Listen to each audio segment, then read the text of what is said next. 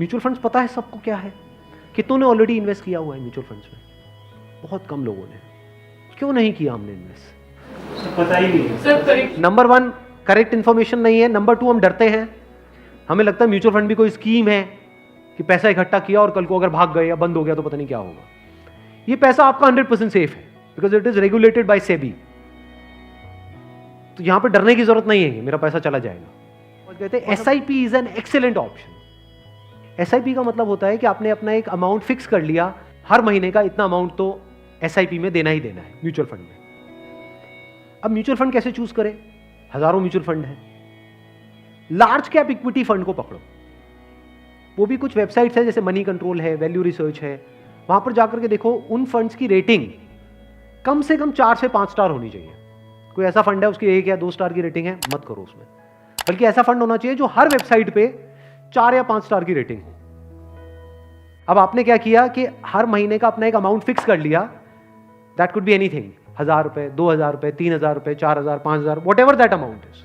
SIP के through automatically इतना amount आपके अकाउंट से डेबिट होता चला जाएगा over a period of next 10 years, 20 years, 30 years. अभी स्मार्ट इन्वेस्टमेंट क्यों है? एक तरफ से मैं इंश्योरेंस के लिए मना कर रहा था, इसके लिए स्मार्ट क्यों है? क्योंकि यहां पे आपका पैसा नहीं कट रहा है। जो पैसा आप लगा रहे हो पूरा का पूरा इन्वेस्ट हो रहा है। इसमें भी 2 ऑप्शन है, एक आप ब्रोकर के थ्रू जा सकते हो, एक है डायरेक्ट जा सकते हो। तो वहां पे आपका 1% और बच जाएगा। मान लो टोटल 1.5% कटना था हर साल का, तो अब कितना कटेगा? सिर्फ आधा %। अभी 1% सुनने में छोटा लगता है, but over a period of 20-30 years ये लाखों रुपए का होता है। मतलब डिसीजन लेने में कुछ मिनट्स लगते हैं इन बातों को समझने में, लेकिन आने वाले टाइम में यही फर्क होगा कि आपके अकाउंट में लाखों है, करोड़ों है, क्या है। अच्छा, म्यूचुअल फंड क्यों और स्टॉक्स क्यों नहीं? क्योंकि स्टॉक्स में आप 1 या 2 या 4 में इन्वेस्ट कर रहे हो। म्यूचुअल फंड जो है वो डिवाइड कर देते हैं। वो मान लो 50 में उन्होंने इन्वेस्ट कर दिया, तो अब अगर उसमें से एक कंपनी बंद भी हो गई तब भी प्रोपोर्शनेटली जो आपने इन्वेस्टमेंट करी है उसमें उसका परसेंटेज क्या था? मान लो 2%, तो आपका 100 रुपए 98 रह गया, बस इतना ही हुआ।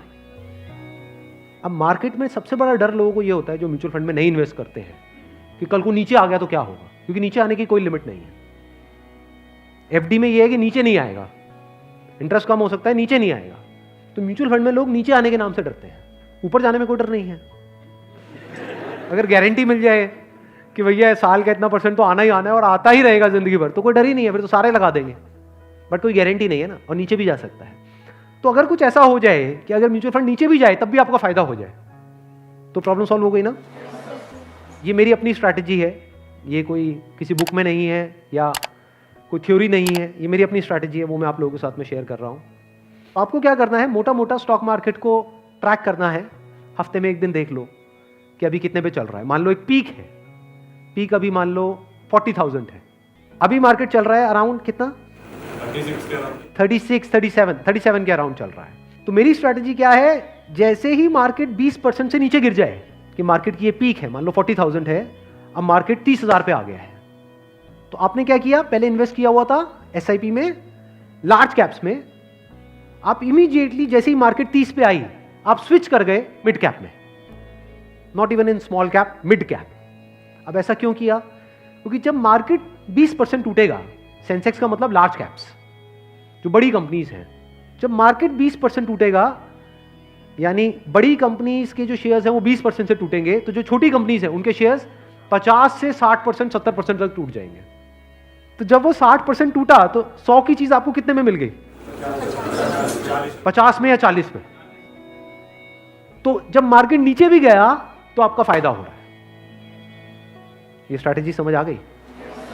वापस से जैसे ही मार्केट जो भी लास्ट उसकी पीक थी, मान लो 40,000, उससे 20% ऊपर गया, तो मिड कैप से आप स्विच कर गए वापस से लार्ज कैप में। ये स्ट्रैटेजी जो है ये मैंने सीखी है वॉरेन बफे से। उनका जो बेसिक सा फंडा है, मतलब अगर एक लाइन के अंदर बोला जाए, वो क्या है कि जब मार्केट बहुत ज्यादा ग्रीडी हो तो डरो, और जब मार्केट डरा हुआ है तो ग्रीडी हो जाओ। बेसिक सा फंडा है। मतलब जब सब डरे हुए हैं तो थोड़े से लालची हो जाओ, और जब सब लालची हो रहे हैं, मतलब मार्केट ऊपर भाग रहा है, तो डरने लग जाओ। तो लार्ज कैप में डर कम है, मिड कैप में डर ज्यादा है। तो जैसे ही मार्केट नीचे जाएगा, मिड कैप को सब छोड़ देंगे, उस वक्त आप उसको पकड़ लोगे। तो अब चाहे मार्केट ऊपर उठे तब भी आपका फायदा है, नीचे गिरे तब भी आपका फायदा है। आप वेट कर रहे हो, मैं आज एक्चुअल में वेट कर रहा हूं। लोग हैं डरते हैं, जो म्यूचुअल फंड में इन्वेस्ट करते हैं, स्टॉक्स में इन्वेस्ट करते हैं, लोग डरते हैं कि मार्केट नीचे ना आ जाए, मार्केट ऊपर। मैं वेट कर रहा हूं, जाए तो सही नीचे, समझ गए? क्योंकि लार्ज कैप टूटेगा 20%, तो मिड कैप टूट जाएगा 60%। तो मेरा 100 रुपए लगा हुआ था तो 80 रह जाएगा, उस 80 को उठा करके मैं मिड कैप में डाल दूंगा, फिर आराम से बैठ जाऊंगा कुछ सालों के लिए। जैसे ही मार्केट ऊपर जाएगा, मतलब लोग लालच से तड़प रहे हैं, तब जैसे ही 20% ऊपर गया, मान लो 48,000 पे गया, मिड कैप से हट करके मैं आ जाऊंगा लार्ज कैप में, वापस से सेफ हो गया। अब जो नया पीक बन गया वो क्या बन गया? 48,000। आज की रेट में क्या है? 40,000। अब 48,000 पे 2020 चलेगा। आ गया गेम समझ में? तो यहां से आप पीसफुल हो, नहीं तो लोग डरे ही रहते हैं, म्यूचुअल फंड के नाम से डरते हैं। क्यों डरते हैं? अरे कम हो रहा है, कम हो रहा है, कम हो रहा है। कम हो रहा है तो बढ़िया है, तब भी आपका फायदा है, और बढ़ रहा है तो फायदा है ही है।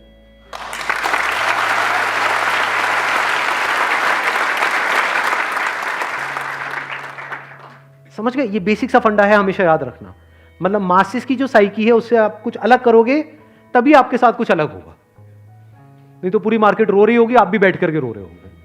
अरे टूट गया, टूट गया, टूट गया, टूट गया, अरे गिर गया, गिर गया, गिर गया, गिर, मैं बर्बाद हो गया, मैं बर्बाद। बर्बादी में भी आपका जश्न होगा अगर इस तरह से आप समझ पा रहे हो तो। Thank you so much.